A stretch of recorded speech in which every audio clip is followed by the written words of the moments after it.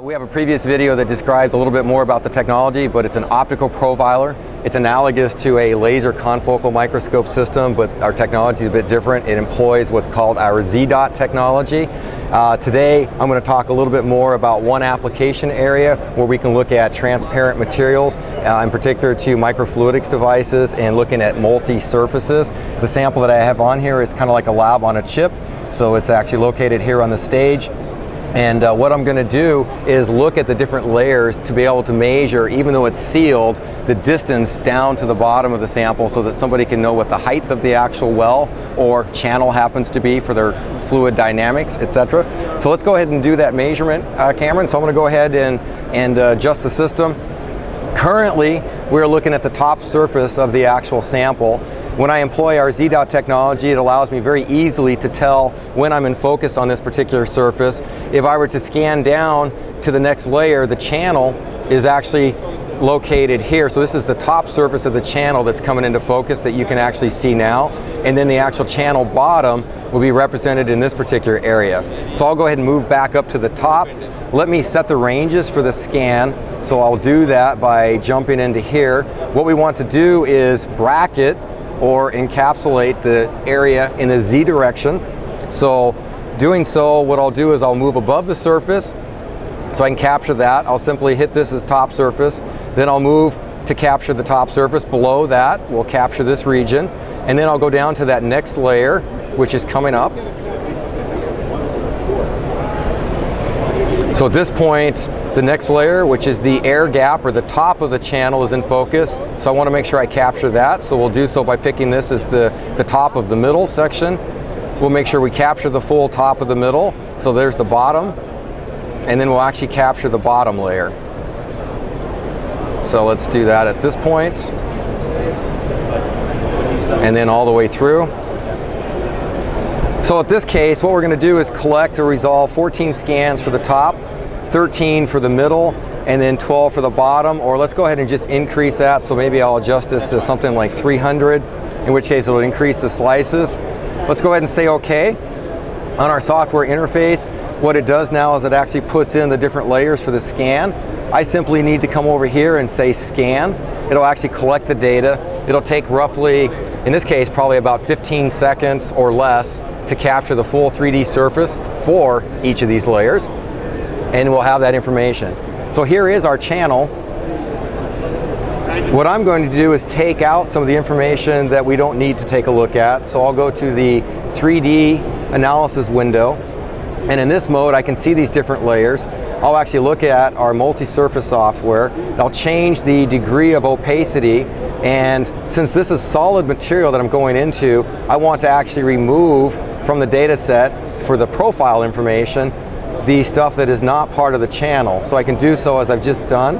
I have filtered this information out. I'll do the same thing on the very bottom layer, which is now the bottom of that channel. So I'll bring this up, go ahead and filter this guy out, like so. Let's move this box out of the way so you can see the channel. So we'll just simply collect it kind of like that. Now, this is arbitrary in how I bring this up and display it, but let's say I want to go ahead and bring this into some degree, make the bottom 100% opaque, make the middle somewhere in the 80s, and then maybe the top layer, which is the very top of this plastic slide, somewhere up here. And we'll say okay. Let me go ahead and just close this down and eliminate that one. We'll look at that data set now that I've processed it, and what you'll notice is that per the cross section, I actually have 3 individual heights. I have a height from the top to the middle to the bottom. So if I look at this cursor set, it allows me to average all the information for the height that we've just collected in the Z-stack all the way in between. In this particular measurement, I have a distance from the top to this layer, which is layers 2 to 3. They're also color coded. That's basically 517 microns deep times its refractive index. The air gap is literally here in this center section. It is an roughly 81 micron channel depth. And so now I can actually see this. It is made out of plastic, so it's no problem collecting it. The color information that came back is the white light reflected color of the actual sample. Should I want to use false color to actually look at this, I can simply click on that value, based on the information that's present, I can change the color histogram or adjust my color scale based upon the information that I'm displaying, such like something like this, so I have a difference in the sample. But what's important is if I had multi-channels in here, depending on where this other cursor set is, not only can I look at the Z information down for differentials, I could look at the distance across based on this cursor set as well, and look from left to right, also with all of the Z information. And that's it. So you can use that to calculate, you just did channel height effectively. You could use it to calculate channel volume using from a 3D map, presumably? Correct. So you can measure basically length, width, and height. If it's an open channel, you can calculate the volume.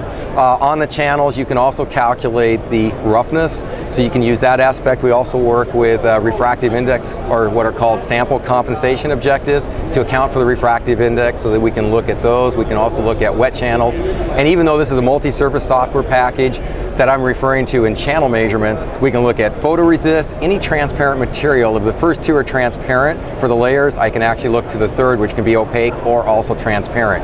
So any material where you want to know the height in that information, it's not a step, and you have these channels or change in refractive index, you can differentiate those materials. And the fact that you can see through, you can measure like a sealed channel effectively, is that something that other instruments can't do? It becomes more problematic on some of the other technologies. One typical measurement tool that people will have is what's called a stylus profiler. That's limited to only the top surface because the profiler cannot actually get down to the bottom layer. So the optical technique, as I'm showing, actually has huge advantages over that. Plus you're seeing a large field of view and the ability to see inside. And what's the limit of resolution of this type of technique? We can step at roughly 15 nanometers, but your resolution is going to really depend upon the thickness of the material and the degree of refraction due to its refractive index. And that's all going to refract, in which case sometimes you have to start moving up to the lower magnification, lower NA type objectives. But the limit's going to be the working distance and those components that I just mentioned for properties.